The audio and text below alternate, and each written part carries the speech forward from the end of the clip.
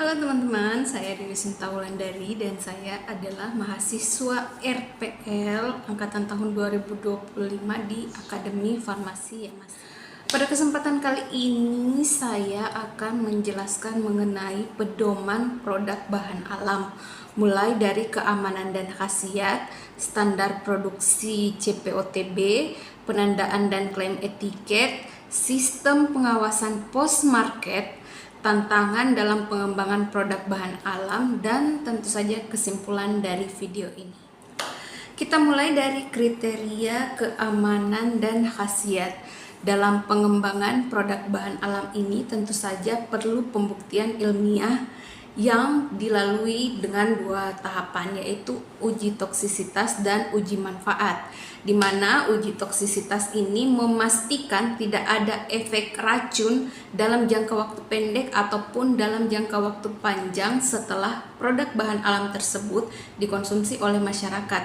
Sedangkan uji manfaat adalah pembuktian klaim khasiat yang tertera pada label produk bahan alam itu sendiri, seperti misalnya obat pegal linu yang tentu saja didukung oleh data valid dan data empiris atau data ilmiah. Kemudian tentang standar produksi, dalam hal ini yaitu CPOTB atau cara pembuatan obat tradisional yang baik. Itu termasuk pengontrolan terhadap fasilitas, di mana desain ruang produksi yang mencegah kontaminasi silang antar produk yang diproduksi dan menjaga kebersihan ruangan. Kemudian sanitasi itu kebersihan personil dan lingkungan kerja yang ketat untuk kualitas produksi produk bahan alam. Lalu yang terakhir itu dokumentasi agar setiap tahapan memiliki atau memastikan bisa mengalami ketelusuran apabila ada hal-hal yang dibutuhkan dalam proses produksi. Untuk penandaan dan klaim etiket itu sendiri pada produk bahan alam ada dua hal yang harus diperhatikan, yaitu informasi wajib dan ketentuan klaim. Informasi wajib meliputi nama produk dan izin edar, komposisi dan dosis, lalu nomor batch dan expire date.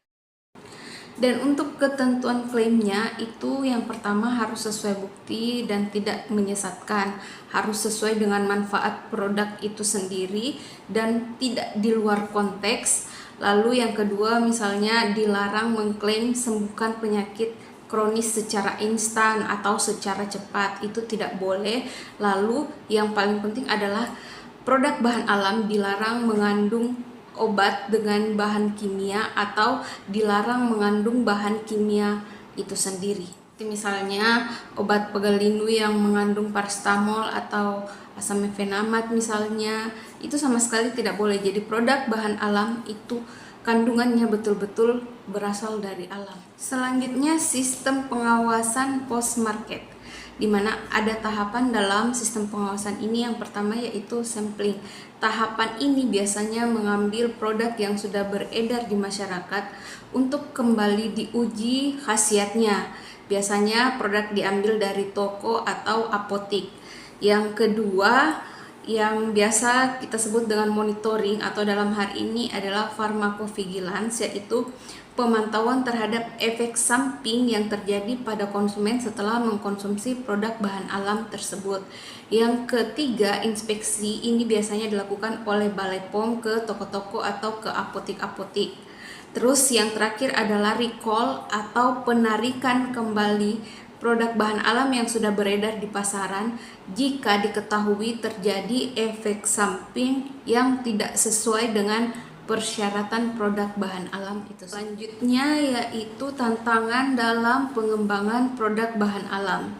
Misalnya yang pertama, kurangnya kesadaran dari produsen pembuat produk bahan alam, atau misalnya penggunaan bahan-bahan kimia obat yang ilegal atau dilarang, dan atau misalnya produk ilegal itu sendiri tidak memiliki izin edar. Itu adalah hambatan atau tantangan dalam pengembangan produk bahan alam.